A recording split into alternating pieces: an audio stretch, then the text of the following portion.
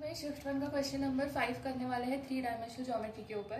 Question में triangle एक given है ABC, जिसके हमें दो वर्टेक्स और सेंट्रॉइड के कोऑर्डिनेट्स दिए गए हैं। तो वो दो वर्टाइसेस है, A के कोऑर्डिनेट्स है 3, 1, 4, B वर्टेक्स के कोऑर्डिनेट्स है -4, 5 एंड -3, सेंट्रॉइड के कोऑर्डिनेट्स है -1, 2, 1 एंड C वर्टेक्स के कोऑर्डिनेट्स नहीं दिए गए हैं और क्वेश्चन में हमें वही फाइंड करने को बोला है। तो मैंने उसको यहाँ पे लेट कर लिया है x, y एंड z। तो अभी हम लोगों को पता है कि सेंट्रॉइड के कोऑर्डिनेट्स होते हैं x1 plus x2 plus x3 by 3, comma y1 plus y2 plus y3 by 3, comma z1 plus z2 plus z3 by 3। अब यहाँ पे x1, y1 और z1 है A के कोऑर्डिनेट्स, x2, y2 और z2 है B के coordinates and x3, y3 and z3 है C के कोऑर्डिनेट्स और G के है -1, 2 एंड 1। तो अभी उसको हम लोग सब्स्टिट्यूट करेंगे यहाँ पे। तो फिर हमारे पास आएगा -1, -2, 1 करस्पॉन्ड्स टू x1 है हमारा 3 प्लस x2 है -4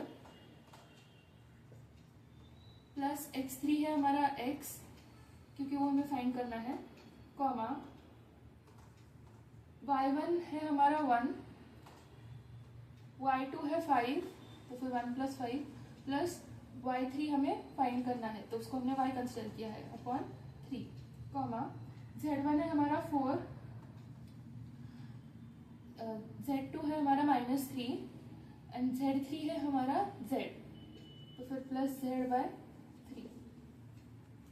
तो हम लोग इसको वापस लिखेंगे सिंप्लीफाई करने के लिए। तो फिर हमारे पास है -1, 2, 1 which corresponds to 3 -4 that is -1 plus x ऐसे ही आ जाएगा by 3, comma 1 plus 5 that is 6 plus y वैसे ही आ जाएगा by 3, comma 4 -3 that is 1 plus z वैसे ही आ जाएगा बाय 3। अब इन दोनों, इसका मतलब क्या होता है? तो इसका मतलब ये है, करस्पॉन्ड्स टू का मतलब ये है कि ये जो है ना -1 प्लस x बाई 3, ये वैल्यू इक्वल होनी चाहिए -1 के and 6 plus y by 3 equal होनी चाहिए 2 के and z plus 1 by 3 equal होनी चाहिए 1 के। तो उनको वैसे इक्वेट करके हम लोग लिख लेंगे। फिर हमारे पास आएगा -1 equal to -1 plus x by 3 और दूसरी इक्वेशन आएगी 2 equal to 6 plus y by 3 and तीसरी इक्वेशन हमारे पास आएगी 1 equal to 1 plus z by 3। अब इन तीनों को हम लोग सेपरेटली सॉल्व करेंगे। इसको सॉल्व करने के लिए 3 को उस साइड लेके जाते हैं, तो हमारे पास आएगा -3 इक्वल टू -1 प्लस x। -1 को भी उस साइड लेके जाएंगे तो हमारे पास आएगा -3 प्लस 1 इक्वल टू x और फिर हमारे पास -3 प्लस 1 होता है -2, तो equal to x which implies x is equal to -2। अब हम लोग y को फाइंड करेंगे। 3 को उस साइड लेके जाएंगे तो हमारे पास आएगा 3 into 2 that is 6 equal to 6 plus y। आपको मैं ठीक से करके दिखाती हूँ।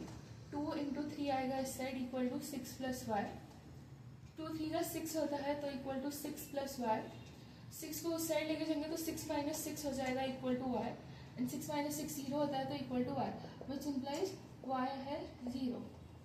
अब z को फाइंड करेंगे, उसके लिए 3 को इस साइड लेके जाएंगे तो फिर हमारे पास आएगा 1 into 3 equal to 1 plus z। 1 into 3 3 ही होता है तो नीचे 3 आएगा, 3 इक्वल टू 1 प्लस z। 1 को इस साइड लेके जाएंगे तो 3 minus 1 equal to z, 3 minus 1 2 होता है तो 2 इक्वल टू z, तो which implies z is equal to 2। तो हमारे पास x, y और z की वैल्यू आ गई है। तो उसका मतलब है कि C वर्टेक्स के कोऑर्डिनेट्स है -2, 0 एंड